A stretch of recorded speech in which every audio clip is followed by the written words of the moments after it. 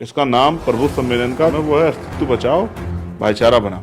आप भाईचारा बनाने अमेरिका तक पहुंच जा रहे हैं। एक वर्ग को जो इस बात का टेंडर लेके घूम रहा है कि हम ही इस देश में प्रबुद्ध है, वो वाला प्रबुद्ध नहीं है। देखिए, बहुजन समाज खुद में एक विशालकाय स्वरूप, इसमें भाईचारा बनेगा तो सिर्फ अस्तित्व नहीं बचेगा, सत्ता आपके हाथ में आएगी। जातिगत जनगणना की आवश्यकता, मंडल कमीशन की बाकी सिफारिशों को लागू कराना। अभी तो मैं मंडल जा रहा हूँ, फिर मैं इसके बाद जिलों में जाऊंगा, फिर मैं उसके बाद विधानसभा में जाऊंगा। अब अपनी पूरा जो एनर्जी है वो इसी काम में और उत्तर प्रदेश को आगे बढ़ाने के लिए लगानी है। जब आप सिख समाज के लोगों को कहते हैं कि खालिस्तान की बात कर रहे हैं, आप जब हिंदू राष्ट्र की बात करते हैं तो ये भी एक तरह का जो है संविधान के खिलाफ है कि भाई भगवान जो है वो कहते हैं वो सबसे शक्तिशाली, फिर उसकी रक्षा का टेंडर भी लेके घूमते हैं। यही बिल अगर सिखों के खिलाफ आया होता, ईसाइयों के खिलाफ होता, तो भी मैं उतनी ताकत से खड़ा होता जितना हमने मुस्लिम भाइयों के लिए खड़ा। और मैं आपको आज कह रहा हूँ, जिस दिन हम पर ताकत होगी हम इसको रिवर्स करें। अपने घर में आग लग जाए, अपने को रोटी ना मिले, सब कुछ लुट जाए, लेकिन मुसलमान पिटता रहना चाहिए।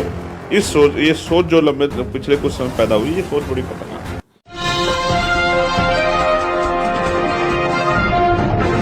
साथियों नमस्कार, मैं हूं नीरज पटेल और आप देख रहे हैं नेशनल जनमत। मेरे साथ जो शख्स हैं वो किसी पहचान के मोहताज नहीं, क्योंकि अपने बहुजन समाज के एजेंडे के दम पर शख्सियत बन चुके हैं। हाल में ही सहारनपुर, जो आपका गृह जिला भी है, वहां पे प्रबुद्ध सम्मेलन आयोजित किया गया पार्टी की तरफ से। हालांकि अभी तक प्रबुद्ध की परिभाषा कुछ और समझी जाती थी, लेकिन आपकी पार्टी ने कहा कि हम हर मंडल स्तर पर प्रबुद्ध सम्मेलन करेंगे। ये कौन से प्रबुद्ध लोग हैं? क्या आप भी दूसरी राह पर चल पड़े क्या? तक मैं समझता हूँ, जिन महापुरुषों ने भारत को मानवता का रास्ता दिखाया है, अंधविश्वास, पाखंडवाद, कुरीति से निकाला, वो सब प्रबुद्ध विचारधारा को आगे बढ़ाने वाले महापुरुष थे।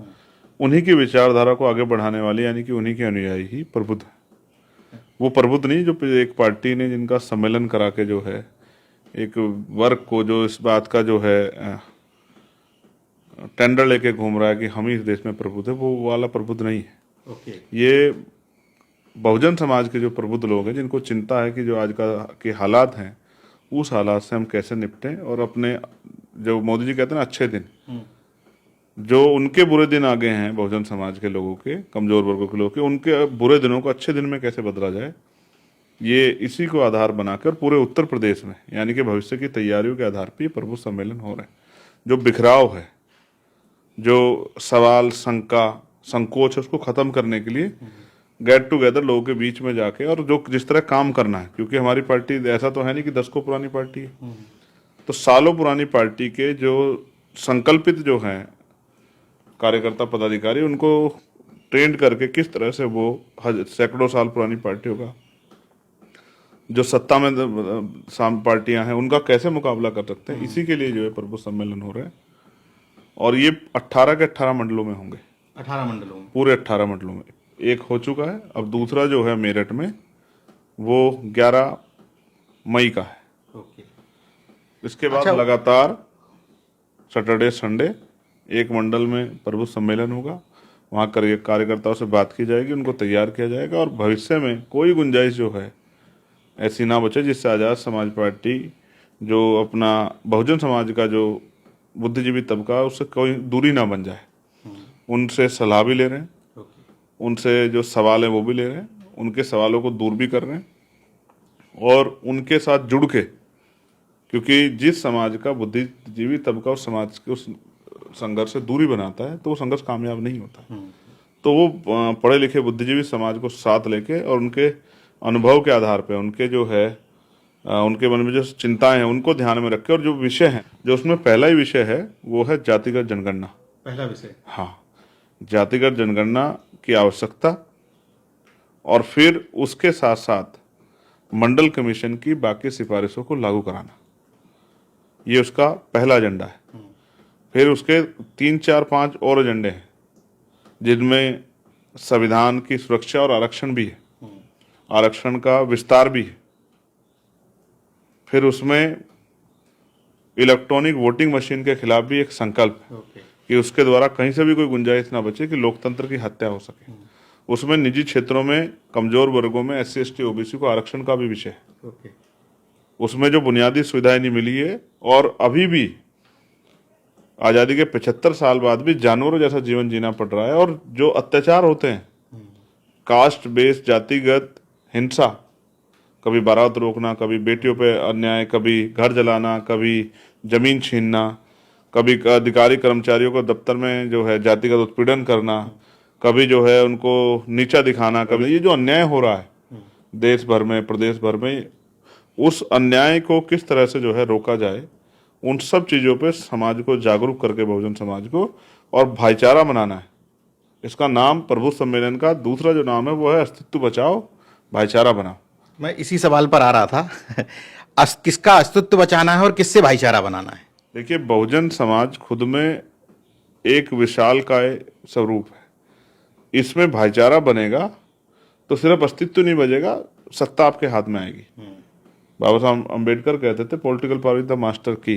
जब ये मास्टर की आपके हाथ में होगी तो जितनी परेशानी आपके पास है, मैं चैलेंज करके कहता हूं, मैं as a member of parliament भी, एक जागरूक भारत का नागरिक होने के कारण भी, और एक बहुजन समाज का सिपाही होने के कारण भी महापुरुषों के विचार, मैं गारंटी दे कहता हूं बहुजन समाज के लोगों से, वो अपनी परेशानियों का ड्राफ्ट बना के मुझे दे दें और मेरी मदद करें, और अगले 3 साल में सत्ता आने के बाद उनकी एक एक समस्या की मैं गारंटी देता हूं कि हिसाब करके उनकी समस्या का समाधान करके उनके जो है दरवाजे तक पहुंचाने का काम हम लोग करेंगे। यानी कि अप्रत्यक्ष तौर पर 2027 का बिगुल आपने फूंक दिया।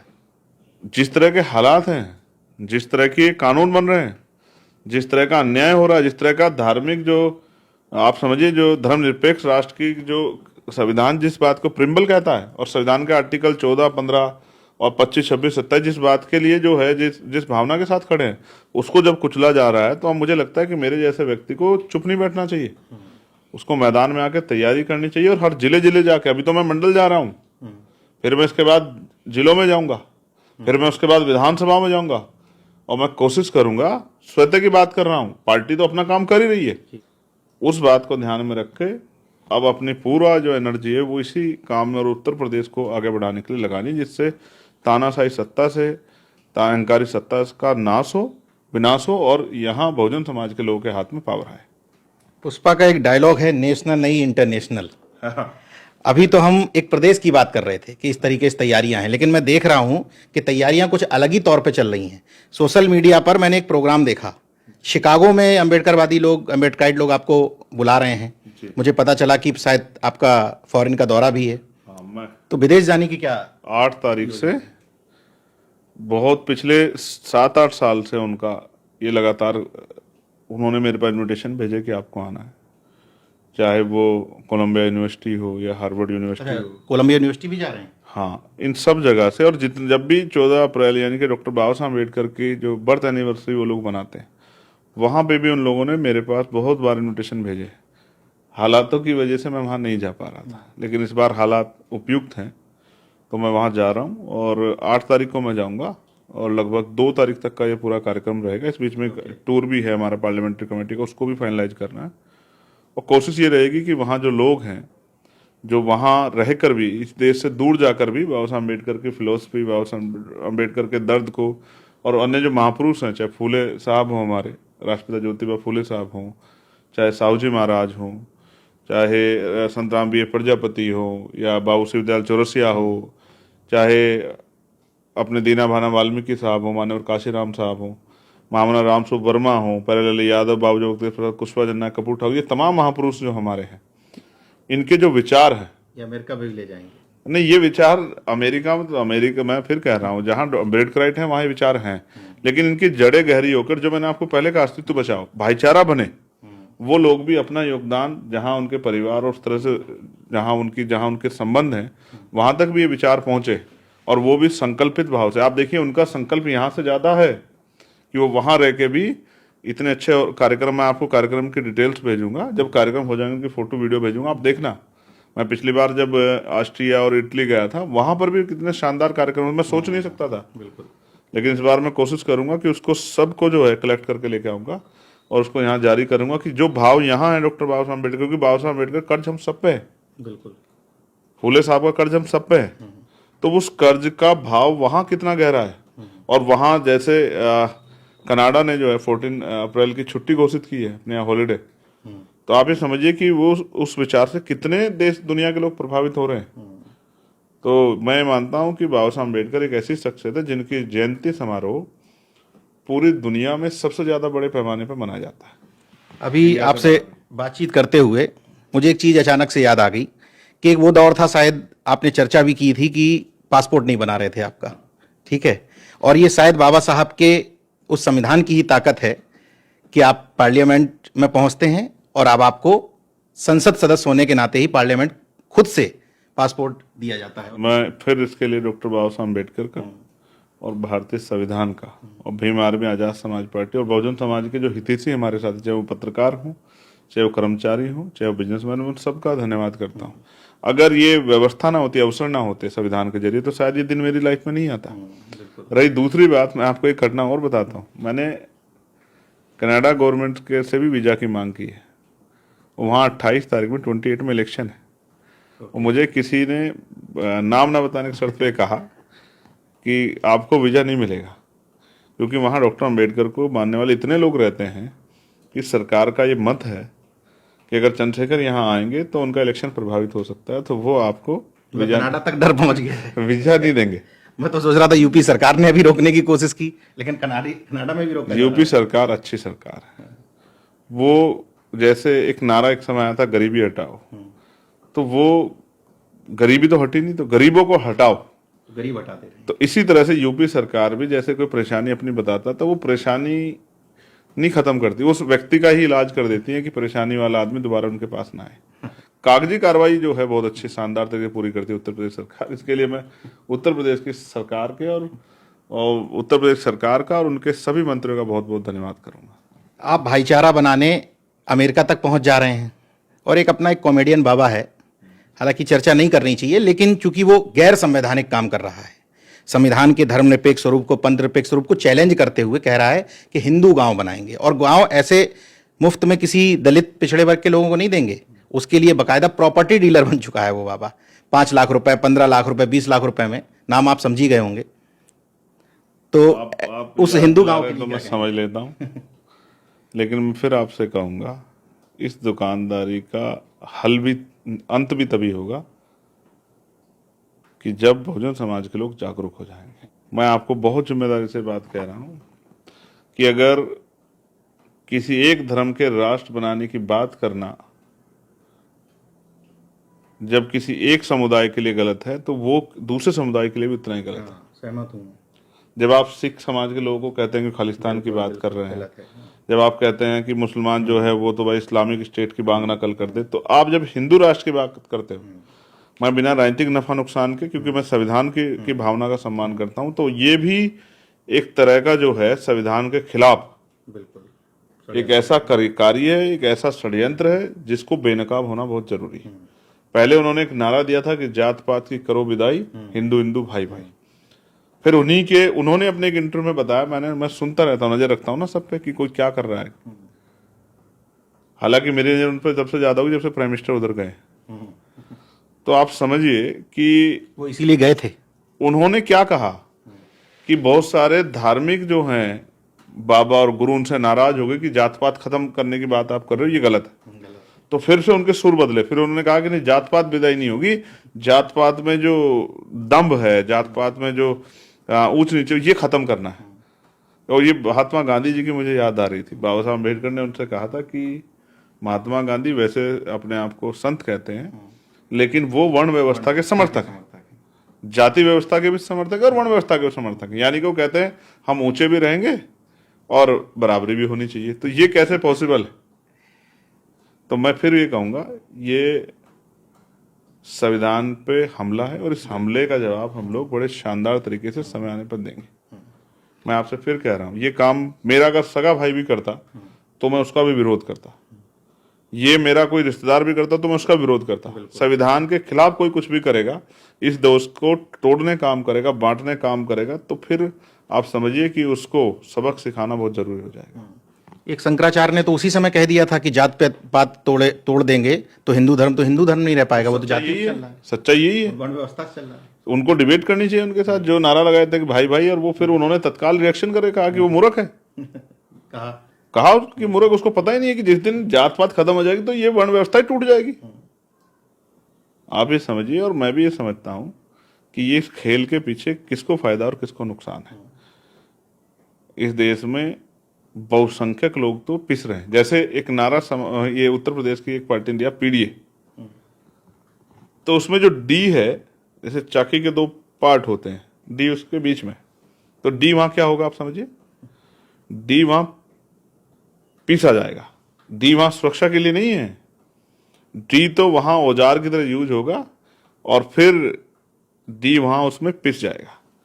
तो मैं तो चाहे आप जिनकी बात कर रहे हो मध्य प्रदेश वालों की, या जिनकी बात नहीं भी हो रही है, मैं उन सब जो है पाखंडियों को जानता हूं, जो पाखंड के आधार पे अपना साम्राज्य बना के और यहाँ बिजनेसमैन बनने काम कर रहे हैं। समय बदलेगा, जनता जागरूक होगी तो ऐसे सब लोगों की दुकानदारी बंद हो जाएगी। मन में अभी एक सवाल आ गया जब आपने ये बात की है कि एहसान जताया जा रहा था सदन में पीडीए के नेता द्वारा किरण रिजिजू पर कि हम एहसान कर रहे हैं कि हम हमारे पुराणों को नहीं मानते हो। बौद्ध धर्म के लोगों से कह रहे थे, तो हमारे पुराणों को नहीं मानते हो, वेदों को नहीं मानते हो, हम हिंदू लोग एहसान करते हैं कि तुम बौद्ध होते हुए भी तो अपना भाई मानते हैं। भगवान बुद्ध का रास्ता दूसरा है। आप हमारे पुराणों को नहीं मानते हैं, आप हमारे उपनिषदों को नहीं मानते हैं, लेकिन सोचिए हम हिंदू वो लोग हैं जो आपको स्वीकार करते हैं और गले लगा करके चलते हैं। एक संदेश उन्होंने देने का अपने वोटर्स को किया है, लेकिन मैं आज उनको स्पष्ट तौर पे आपके माध्यम से कहना चाहता हूं कि बीजेपी की पिच पे जो जाके खेलने का काम करेगा वो उतनी ताकत से पिट के आएगा जितनी ताकत से जो है वो जाएगा। पिछली बार जो बदलाव हुआ उसके पीछे एकमात्र जो रीजन था वो था संविधान और आरक्षण रूपी जो शक्ति में मिली है उस पर हमला। बीजेपी की पिच पे जाके कोई धर्म की राजनीति करेगा, पिटेगा भी और पिटाई भी देगा, दोनों काम करेगा। अच्छा, जब बौद्ध की बात हुई है तो बौद्ध गया मुक्ति आंदोलन बड़ा जोरों पर है। 12 तारीख को एक बड़ा वो आंदोलन और प्रदर्शन करना चाह रहे हैं बुद्ध पूर्णिमा के दिन। उस पर क्या है आपकी पार्टी का? पार्टी अपना काम कर रही है, पार्टी जल्द एक यात्रा पे निकाल रही है, लेकिन 12 मई को बुद्ध पूर्णिमा के अवसर पे मैं भी कोशिश करूंगा कि मैं वहां मौजूद रहूं। बौद्ध गया जाएंगे? हाँ, मैं मौजूद रहूंगा, क्योंकि ये एक महत्वपूर्ण आंदोलन है और ये आंदोलन सिर्फ जो है एक जगह का नहीं है, ये विरासत को और अपनी धरोहरों को संजो के रखने का। क्योंकि अन्य धर्मों पे और धार्मिक स्थल हो सकते हैं, लेकिन बुद्धिस्टों पे तो ये एक पूरी दुनिया में एकमात्र स्थान है जहां भगवान बुद्ध को ज्ञान की प्राप्ति हुई, जहां सिद्धार्थ से भगवान बुद्ध के रूप में जो है वो प्रदर्शित हुए।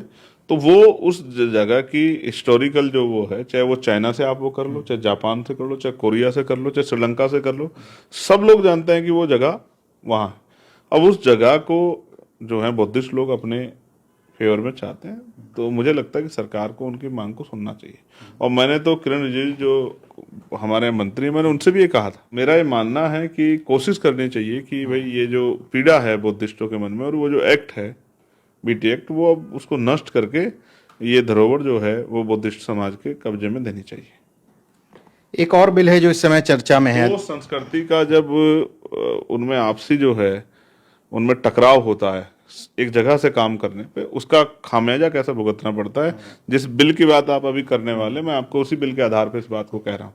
मैंने पार्लियामेंट में कहा था ये बात कि वक्त में जब आप अन्य धर्म के लोगों को रख रहे हो तो इसका खामियाजा ये भुगतना पड़ेगा नीरज भाई, कि उसी तरह का कंट्राडिक्शन खड़ा होगा जिस तरह कंट्राडिक्शन आज 75 या 100 साल बाद जो है बुद्धिस्ट समाज के लोग जो कर रहे हैं वो कंट्राडिक्शन खड़ा हो रहा है और वो अपने आप को असहज महसूस करते हैं। यही जो है वक्फ के जरिए जो मुसलमानों को भी बहुत जल्द महसूस होगा, वो इसी का विरोध कर रहे थे। मैं आज पूछना चाहता हूँ केंद्र की सरकार से, क्या वो राम मंदिर में मुसलमानों को ट्रस्टी बना सकती है? क्या वो तिरुपति में या जगन्नाथ जितने भी मंदिर, क्या वो किसी मुसलमान को ट्रस्टी बना सकती है? आप मुसलमान को छोड़ो, क्या बात करते हो भाई, आप पिछड़ों को नहीं बना पाए। आप शेड्यूल कास्ट के लोगों को जो है, जो आप ही का एक आदमी आपने रख लिया, वरना किस शेड्यूल कास्ट के व्यक्ति को आपने वो किया वहां? आपने पिछड़े वर्ग के कितने लोग लिए वहां? तो सच तो ये है कि आप मलाई, जब जहां से मलाई मिले वहां आप रहेंगे, और जहां आज बिना कटियारों में भारती का पता भी नहीं। हाँ, अब आप आपके सामने हैं जिन लोगों ने झंडा उठा के सब काम किया। हालांकि मैं उनसे वैचारिक रूप से सहमत नहीं हूं, लेकिन आप ये समझिए, मैं तो ताज्जुब में जाता हूँ कि लोग ये कहते हैं कि भाई भगवान जो है, हम जिस इष्ट को मानते हैं वो कहते हैं वो सबसे शक्तिशाली, फिर उसकी रक्षा का टेंडर भी लेके घूमते हैं कि भाई उनकी रक्षा हम करेंगे, उनकी तार्किक रक्षा बात हम कह रही करेंगे। आप देखिए ना क्या गजब की बात है। मैं कह रहा हूँ कि जितनी शक्ति मेरे पास है मैं उतनी शक्ति के से काम कर सकता हूँ। तो जब आप ये कहते हैं, आपका ये मानना है कि भाई कि हमारे भगवान ने बनाया है, तो भाई आपका भगवान इतना कमजोर कैसे होगा कि वो आप जिसको आप जैसे जिसने करोड़ों लोग बनाए, वो आप उनमें से कौन है कि उनकी रक्षा करें? बिचौलिए लड़ने क्यों वहां जाते हैं? हाँ ठीक है, खेल है, और ये अभी खेल अभी अच्छा, चलेगा। मैं ईमानदारी से पूछना चाहता हूँ, वक्फ बिल का विरोध में आप खड़े हैं, पार्लियामेंट में भी खड़े थे, ये राजनीतिक तौर पर विरोध में खड़े हैं या कोई वजह है कि जिस वजह से आप मानते हैं कि सरकार ने गलत किया? देखिए, मैं ये मानता हूँ, मैंने वो बिल पढ़ा है और बिल में जिस तरह के प्रयास किए गए हैं, मैं आज देश की सारी सेकुलर पार्टियों को और विपक्ष के दलों को कहना चाहता हूँ, उनको ये लगता होगा कि वो सिर्फ मुसलमानों को खुश करने के लिए कर रहे हैं, कि मुसलमानों को ये लगे कि भाई हमारी आवाज उठाए। मैं उनको चैलेंज करके कहता हूँ कि जिस दिन ये कानून अब जब बन गया है और ये धरातल पे जिस तरह इंप्लीमेंट होगा और इससे जो विवाद खड़े होंगे, जिस तरह का माहौल बनेगा, इन दलों की जमानतें भी नहीं बचेंगी। आप मेरी बात को याद रखना, जो आज सेकुलर जिनको लगता है कि हम सिर्फ इस बात के साथ खड़े, ये बिल संविधान पे हमला है, और संविधान पे जब कोई भी हमला होगा तो हम संविधान को के प्रोटेक्शन में खड़े होंगे। यही बिल अगर सिखों के खिलाफ आया होता, ईसाइयों के खिलाफ होता, तो भी मैं उतनी ताकत से खड़ा होता जितना हमने मुस्लिम भाइयों के लिए खड़ा हूं। और मैं आपको आज कह रहा हूं, जिस दिन हम पर ताकत होगी हम इसको रिवर्स करेंगे, बस करेंगे। मैं आपको, हम कोर्ट भी गए हैं जी, हमने जो है रिट भी दाखिल की, लेकिन मैं आपको कह रहा हूं कि हम इसको रिवर्ट भी करेंगे। ये बात मैं आपको बहुत जिम्मेदारी के साथ एडवोकेट चंद्रशेखर आजाद समाज पार्टी के अध्यक्ष के तौर पे मैं आपको स्पष्ट रूप से कह रहा हूं कि हम इसको ताकत बनने पे, सत्ता बनने पे हम इसको रिवर्स करेंगे। इस वक्त को पुराने वाले शेड्यूल में लेके जाएंगे। अगर कहीं कोई चीज है तो उसको चर्चा करके उसको ठीक करेंगे, लेकिन जो जिस एजेंडे के थ्रू ये लागा, क्योंकि बीजेपी के, आप देखो बीजेपी सरकार को आप समझिए, बीजेपी सरकार के नेता मुसलमानों को गाली देते घूमते हैं, उनके खिलाफ यात्रा, गिरिराज सिंह उनके खिलाफ यात्रा निकाल रहे थे वहां बिहार में, और उनके तमाम जो हैं वो कहते हैं गोली मारो सालों को, ये करो, फलाना करो, ढिमका करो, मॉब लिंचिंग का होती है। ये कह रहे हैं उनको हम रक्षा करेंगे, उन्हीं मुसलमानों की मॉब लिंचिंग इन्हीं के कार्यकर्ता करते हैं। जय श्री राम का नारा लगवा के तो कोई बोलता नहीं, मुंह से एक शब्द नहीं निकलता है। तो मैं ये कह रहा हूँ, ये हितैषी कैसे हो सकता है उनके? असल जो है उसके पीछे उनका अपना एक एजेंडा, उस एजेंडे को लागू करने के लिए और दो बड़े उद्योगपति घरानों के घर भी बचाने, ये सब चीजों को ध्यान में रख के किया गया। इसलिए मुझे ऐसा लगता है, जैसे प्राइम मिनिस्टर ने कहा कि नोटबंदी जनता को फायदा हुआ, नहीं हुआ। उन्होंने कहा जीएसटी से व्यापारियों को फायदा हुआ, नहीं हुआ। ठीक है, उन्होंने कहा काला धन आएगा, नहीं आया। 2 करोड़ रोजगार। तो मुझे ऐसा लगता है सरकार कहती कुछ है करती कुछ और है। तो इसलिए मैं मानता हूं कि ये बिल, जैसे उन्होंने किसानों के लिए कानून बनाए और अंत में किसान ही लड़े, लेकिन एक बात उनको पता है कि एक समुदाय विशेष को टाइट करो तो आरक्षण छीन लो, कुछ भी छीन लो, लेकिन मस्त रहता है आदमी। नहीं सर, मैं और बताता हूं आपको, मुसलमानों के लठ मारो, मुसलमानों का काउंटर करो, मुसलमानों के को सताओ, उनके घर बुलडोजर चलाओ, तो यहाँ ऐसे लोग तैयार हो गए, एक बड़ी आबादी, कुछ भी ले लो, जो झंडा लेके कल प्रयागराज में चढ़ रहे थे दरगाह पे, कि वो 200 रुपए का पेट्रोल खरीद लेंगे, 200 का छोड़िए साहब, 500 का खरीद लेंगे, बिल्कुल, बस इन्हें लेकिन मुसलमान पिटता रहना चाहिए बस। अपने घर में आग लग जाए, अपने को रोटी ना मिले ना, जो है सब कुछ लुट जाए, लेकिन मुसलमान पिटता रहना चाहिए। ये सोच जो लंबे पिछले कुछ समय पैदा हुई, ये सोच बड़ी खतरनाक है। और इससे हो क्या रहा है अनिल भाई, इस झगड़े से एक जो कमजोर वर्ग हैं, schedule caste, schedule tribe, backward का, उनका बड़ा नुकसान हो रहा है, क्योंकि उनके जो बुनियादी विषय हैं वो सब पीछे चले जाते हैं जब ये लहर चलती है। अब जब वो कल की प्रयागराज की घटना सोचिए, अब जब वो वहां चढ़ रहा था तो किसी और की धार्मिक भावना जो है, जो दरगाह में के लोग थे, उनकी भावना आहत हो जाती और वो पत्थर मार देते या हटा देते या रोक देते या डंडा उठा लेते, तो विवाद हो जाता। इस विवाद में किसी को चोट लग जाती, तो आप ये समझो कि होता क्या, फिर कर्फ्यू लगता, बुलडोजर जाता, गोली चलती, और दोनों तरफ से गरीबी मरता, दोनों तरफ से गरीब मरता। ये घटना कितनी बड़ी हो जाती। तो आप समझिए कि ये तो ठीक है कि लोग समझ रहे हैं कि ये पूरा जो है इनके पीछे सरकार प्रायोजित था पूरा। अच्छा, मुझे एक बात और नहीं समझ में आती, मैंने अपने वीडियो में कई बार बोला भी है कि मंदिर को लेकर के इतने झगड़ा क्यों करते हैं, जब दरगाहों पर, मस्जिदों पर जाके झंडा फहराना है, तो मंदिर बनाते काहे के लिए, जब वहीं पर ड्रामा करना, वहीं डीजे बजना है। अब ये तो यही बता सकते हैं क्या समझाते हैं, क्या समझाते। और फिर ये भी कहते हैं कि भगवान कण कण में है, सब जगह है। तो भाई अपने अंदर वाले कोई पूज लो, अपने घर में पूज लो, ठीक है। मैं तो सड़क पे किसी भी धर्म के कार्यक्रम के, चाहे वो किसी भी धर्म का हो, मैं इससे सहमति नहीं हूँ, क्योंकि कई बार मैंने भाई ऐसा देखा है, जाम लगता है, कोई अस्पताल जा रहा है, किसी को जल्दबाजी, किसी को स्कूल जाना है, सब परेशान होते हैं। मैं तो राजनीतिक कार्यक्रम को भी सड़क पे जो है, बिल्कुल सही बात, इन पे भी बैन लगे, मैं इस पे भी सहमत हूँ। बिल्कुल ठीक है, वो निर्धारित जगह वहीं होनी चाहिए, लेकिन सबके लिए हो, मैं सबके लिए, मैं फिर आपसे कह रहा हूँ, सिलेक्टिव चीज तो मैं जिस धर्म में आस्था रखता हूँ, मैं उसके लिए भी कह रहा हूँ। यहाँ स्पष्ट है, यहाँ नेशन फर्स्ट है, बिल्कुल लोग, जिंदा लोग फर्स्ट है सर। अभी हमसे किसी ने पूछा तो हमने कहा सर हम जिंदा लोगों की लड़ाई लड़ लें। बिल्कुल कहा साहब राणा सांगा जी के विवाद पे आपका क्या कहना? हमने कहा भाई हम जिंदा लोगों की लड़ाई लड़ लें। बिल्कुल ठीक है, औरंगजेब पे भी हमारा यही कहना है कि हम जिंदा लोगों की लड़ाई लड़ लें, उनको रोटी से परेशान है, जिनको पीने के लिए पानी नहीं मिल रहा है, जिन पे कपड़े नहीं है, जिनके बच्चे पढ़ नहीं पा रहे हैं, जिनका इलाज नहीं हो रहा है। कल एक बच्चे ने हमें मैसेज किया, हमारा छोटा भाई है, उसने हमें बताया कि साहब कोरोना काल में उसके पिताजी की डेथ हुई थी। उसने हमसे लिखा कि भैया आप जब ताकत में आओ तो ऐसी व्यवस्था करना, गरीबों को भी प्राइवेट हॉस्पिटल से ज़्यादा अच्छा इलाज मिले। और भावुकता हुई हमारे अंदर, क्योंकि जिसने अपना पिता खोया, हमने खुद खोया, तो हमें तो एहसास है। और आप लड़े हो, आप तो खुद समझते हो। लेकिन मैं समझता हूँ ये चीज़ें इसलिए दूर हो जाती है क्योंकि मंदिर मस्जिद आ जाती है।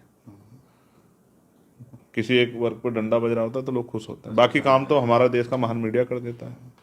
अमेरिका में देखिए शेयर मार्केट डावाडोल हुआ और वहां लोग सड़कों पे आ गए, मीडिया कवर भी करने लगा, और यहाँ आ जाता तो कब्र खुद, यहाँ तो 19 लाख करोड़ रुपए, कब्र खुदने लग जाती। ठीक है, तो आप समझिए ना, फिर में समझिए कि जब जो आईना होता है वो धोखा करने लग जाए, वो झूठ बोलने लग जाए। आईने से मेरा मतलब यहाँ भारतीय लोकतांत्रिक व्यवस्था में मीडिया से, जब वो आईना झूठ परोसने लग जाए तो फिर लोगों को वही मिलेगा, और फिर वो मिलेगा तो फिर लोगों को उसका कीमत भी चुकानी पड़ेगी। वही हो रहा है। आपने चंद्रशेखर आजाद जी को सुना। मौजूदा दौर में पार्टी के नेतृत्वकर्ताओं में कितने ऐसे लोग हैं जो इतनी बेबाकी के साथ हर मुद्दे पर अपनी प्रतिक्रिया व्यक्त करें? उत्तर प्रदेश के लोगों को बहुत दिनों से इंतजार था कि आखिर चंद्रशेखर आजाद उनके बीच में कब आएंगे। उसका उत्तर भी उन्होंने दे दिया। अस्तित्व बचाओ भाईचारा बनाओ कि तर्ज पर मंडलवाई जा रहे हैं, फिर कहना है कि हम गांव-गांव शहर-शहर भी लोगों के बीच में पहुंचेंगे। फिलहाल यूएस जा रहे हैं अंबेडकरवादी मिशन और मूवमेंट को आगे बढ़ाने के लिए। हम उम्मीद करते हैं कि आपकी विचारधारा और आपका जो समाज के प्रति जो रवैया है वो इसी तरीके से बना रहे। ये समझिए कि जो लोग अमेरिका गए हैं वो इतने मजबूत तो नहीं थे आर्थिक रूप से, तो एजुकेशन के लिए गए और एजुकेशन के बाद वहीं सेटल हो गए। बिल्कुल। या फिर एजुकेशन लेके यहां से गए जॉब करने के लिए। तो मेरी इस बात को इस तरह समझिए, मैं सोचता हूं आने वाले कल में जब ये निजीकरण बढ़ जाएगा, सरकारी नौकरियां खत्म हो जाएंगी, आरक्षण नाम का हथियार चला जाएगा, तो पाल को, प्रजापति को, कश्यप को, राजभर को, कुशवाहा को, मौर्य को, शाक्य को, जाट को, गुजर को, कुर्मी को, यादव को, चमार को, वाल्मीकि को, पासी को, धोबी को, कोरी को, खटीक को, इनके बच्चों को नौकरी कैसे मिलेगी यार भाई? इनका बच्चा कुर्सी पे कैसे बढ़ेगा? तो उसकी आर्थिक स्थिति कैसे बदलेगी?